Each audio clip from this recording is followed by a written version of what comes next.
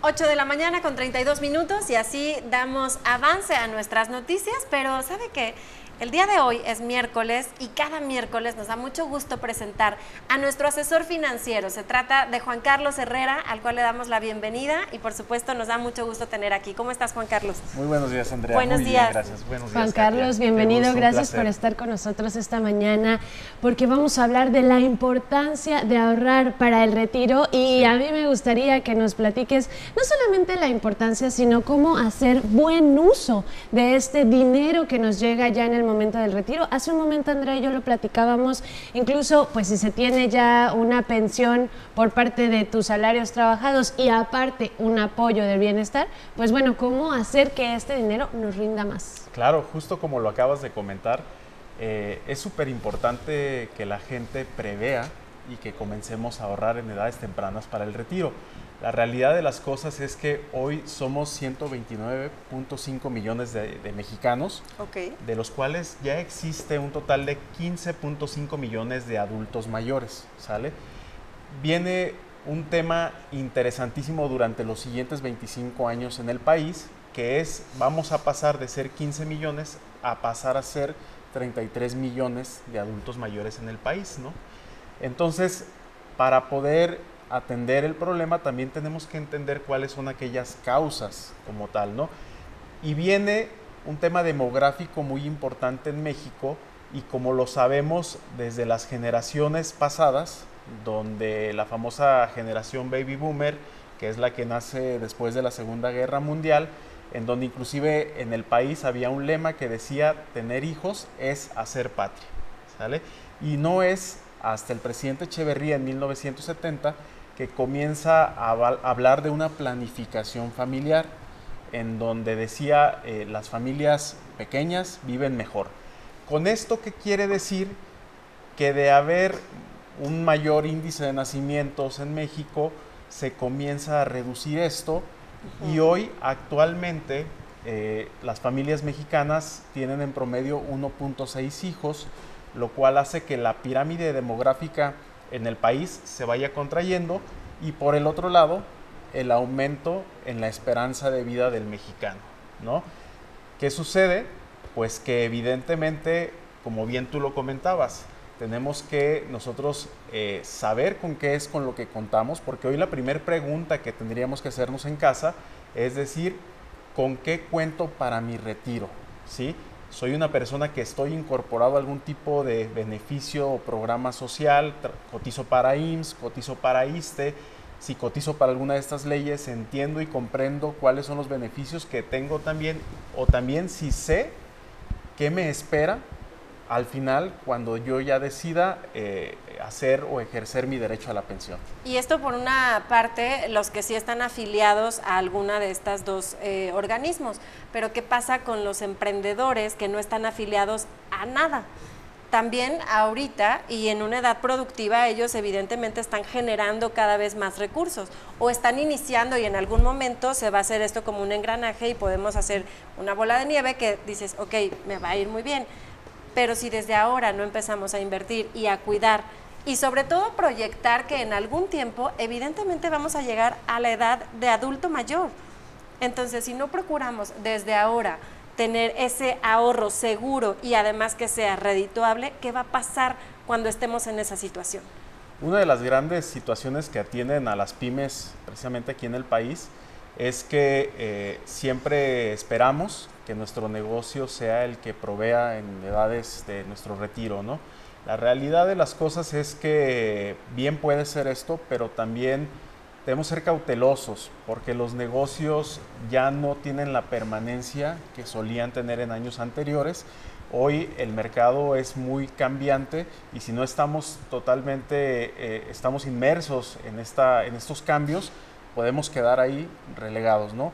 Entonces, la importancia de que en una edad temprana como la que hoy es el promedio del país, que son 29 años, comiences a prever para tu vejez, bastaría con un 8% de tus ingresos para que comiences a destinar para el adulto mayor. El tema es cuando no tenemos esta cultura y cuando no empezamos a ocuparnos de este adulto mayor, Cuando ya queremos hacer frente a esta causa, pues vamos a tener que ya estamos en los 50 años y ya es bastante complicado porque ya tendríamos que estar destinando el 50% de nuestros ingresos para poder prever nuestra vejez como tal, ¿no?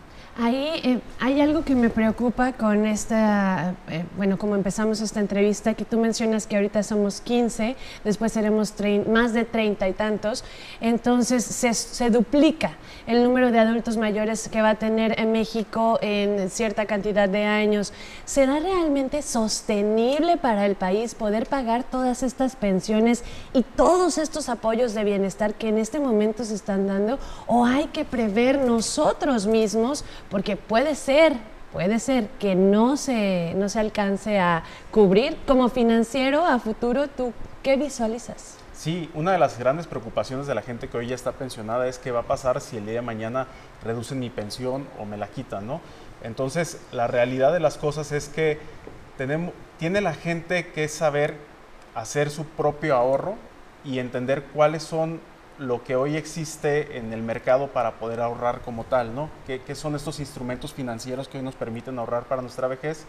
Y podemos encontrar que podría ser incluso por la propia Afore, que hoy también tiene el esquema de poder ahorrar de manera voluntaria, o también podemos encontrar aseguradoras que son ideales también para ahorrar, o bien fondos como tal de inversión que te permitirían estar ahorrando y que también tu dinero esté generando un rendimiento. Aquí lo que hay que ponderar es qué es lo que yo busco que mi dinero me genere, o la expectativa que yo tengo en cuanto a si apelo más a un rendimiento, si me voy más por una seguridad, una tranquilidad de que también si algo me llega a pasar pueda tener algún beneficio como sumas aseguradas, o si simplemente estoy para que yo también pueda lograr este objetivo, tengo que sumarme a un producto que me obligue también a cumplir con una meta específica, que no quede tan en el aire el hecho de decir si yo quiero lo puedo ahorrar y si no, no lo hago, ¿no? Que estemos obligados. Sí, justamente, Juan Carlos, me llega esta reflexión que de repente me ha tocado escuchar en varias ocasiones